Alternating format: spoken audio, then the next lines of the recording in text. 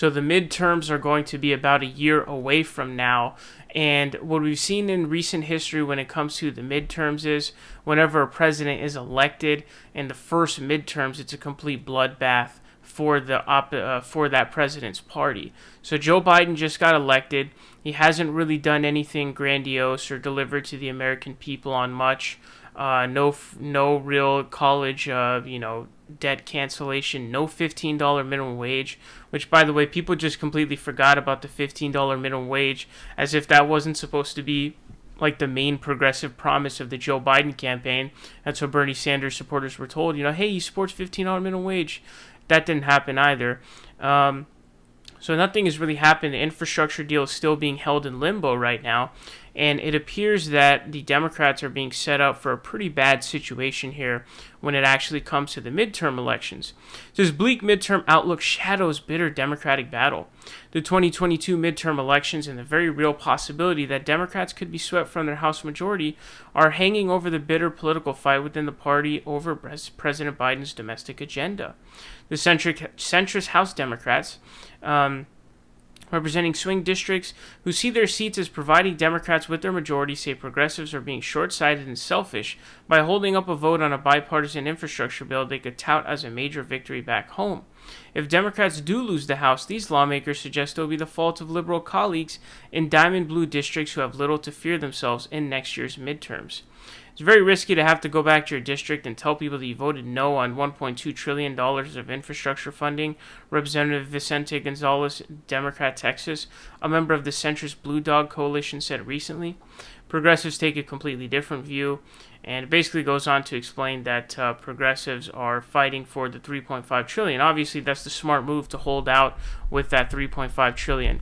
Now, I did try looking at some of the generic ballot polls. If you don't know, when it comes to the House of Representatives, I believe that the best predictor of the results of that election, of the overall midterms, are actually the generic ballot polls.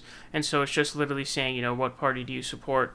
And that usually ends up being a pretty good predictor. I haven't really been able to find any particularly good polls because most of them seem to be polling registered voters, which registered voter polls are pretty much garbage because it's not representative of who's actually going to vote. It's just representative of people in general. So you need to do likely voter polls. But even the registered voter polls, some of them I saw Republicans winning by a little bit. The registered voter ones, some of them Democrats winning. You expect them to lead with the registered voter polls, but again, likely voters is the actual proper way to look at it.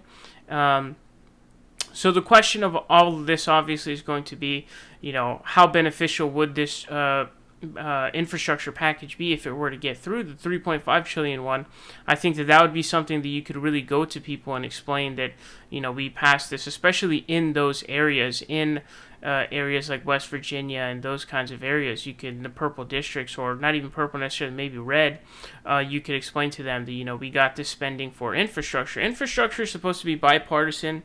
You're building bridges, roads, public works projects that are supposed to, modernize and improve your country overall. Infrastructure is supposed to be super, super important. It's actually supposed to be bipartisan. So, a lot of people in these red areas are very, very big supporters of this. And the $1 trillion infrastructure package is straight garbage, obviously. Some of it, a good amount of it, seems to even be turning over infrastructure to private companies. So hopefully the progressives are able to stand strong when it comes to this and not move an inch on this one. A lot of the districts, remember the districts that had polled in 2018 for the Democrats was actually California. California, a lot of the red districts, it was actually purple, but, slight red wins had turned into slight blue wins. So a lot of those are the ones that really gave the Democrats that majority back in 2018. Remember the whole Fox News calling it situation.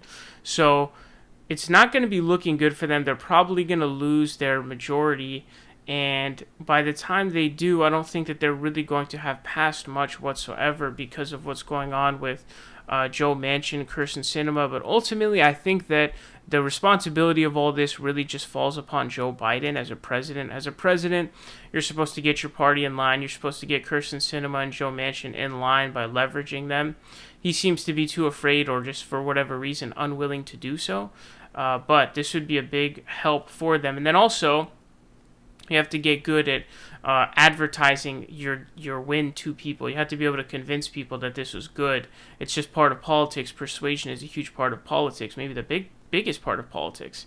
So it's looking pretty bleak for the Democrats. I don't know what the numbers on the Senate are right now, how many vacancies are going to be coming up. That's always a big deal, but Democrats suck when it comes to the Senate wins. Obviously, the Senate is the least democratic institution in the United States. At least in the legislature. I mean, it's hilarious how it's not hilarious. It's insulting that Wyoming with like 500,000 people, the same amount of senators as California with 35 million people. It is insane. And I'm not saying that it should be entirely population based, but it should at least be some kind of compromise between the two, not super extreme in the way that it is. So not looking good for the Democrats right now.